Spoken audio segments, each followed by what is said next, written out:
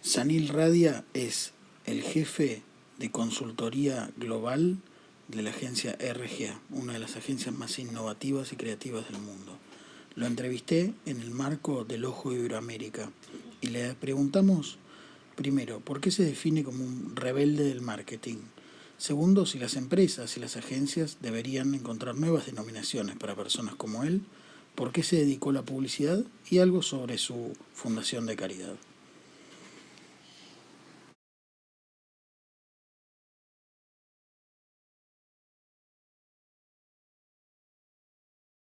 Question was, because I call myself a marketing misfit, well, at least on LinkedIn I do. I don't think I ever introduced myself that way.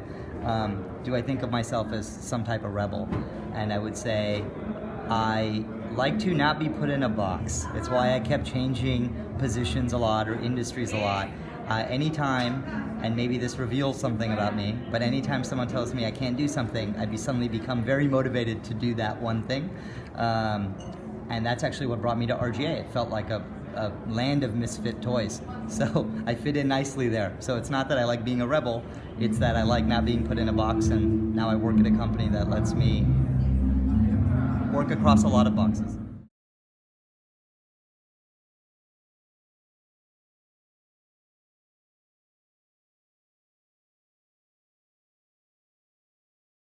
I would say I originally chose advertising because I had a very narrow view of the world. I thought advertising looked cool, and so I went and got a degree in it. I mean, who gets a degree in advertising, right? Back then, at least. And I got a degree in it, and in fact, this is a real story. When my dad asked me what I was going to study in college, he said, "Do you know what you're going to study?" I said, "Yes." He said, "What did you choose?" And I said, "Advertising." And I'm not joking, this is an Indian man. He goes, "What type of engineering?" And it just shows you kind of the mentality of Indian parents. And so at the time, choosing advertising as an Indian was rare. Now there's plenty of us, but I will say that now I have a diverse background. And in many ways I left advertising. I went to go make an incubator for hire.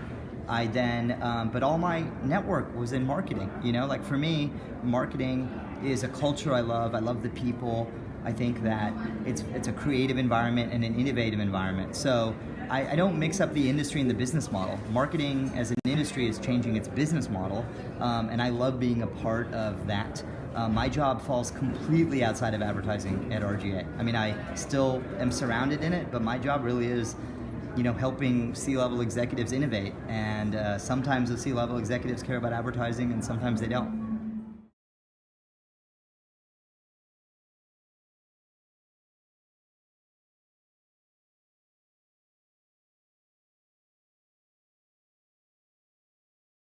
So I will say, I don't think companies need to change because they have a job called Chief Marketing Officer versus Chief Innovation Officer or Chief Strategy Officer.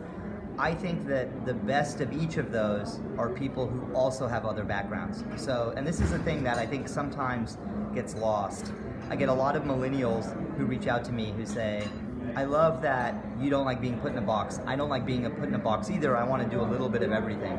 And the thing I always kind of correct about that is, it's not a matter of doing a little bit of everything. It's about doing a lot of one thing, and then a lot of another, and then a lot of another. And so you will eventually find that you're very good at being a chief innovation officer because you also did marketing or technology. Or you're going to be very good at being a chief strategy officer because you also have a creative background, or you'll happen to be good at math.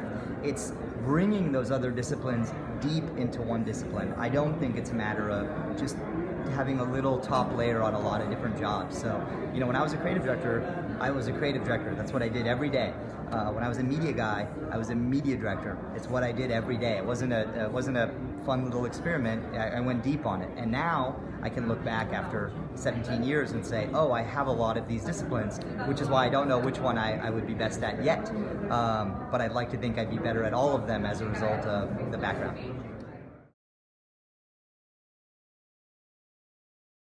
Okay, so Greatest Good is my nonprofit platform.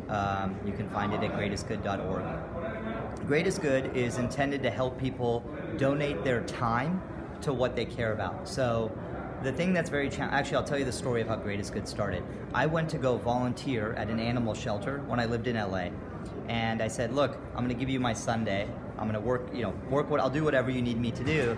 And after some conversation, basically what they told me was, if you just gave us $20, that would be better than giving us 7 hours of your time. And I'm thinking, 7 hours of my time, people pay me a lot of money for 7 hours of my time. How can a charity not want it and instead they want $20? And I came to realize there's something broken in the way you volunteer. You volunteer to do things that you aren't good at versus doing the things you're best at where you're most valuable.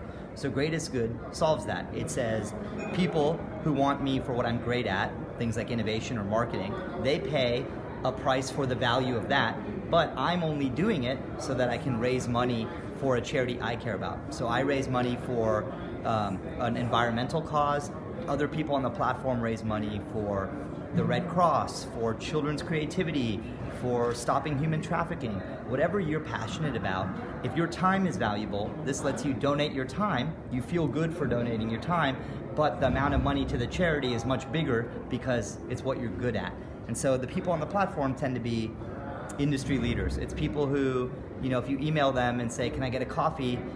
It's going to be hard because 200 people email them. So, the average person on the platform gets about maybe 500 LinkedIn requests a week.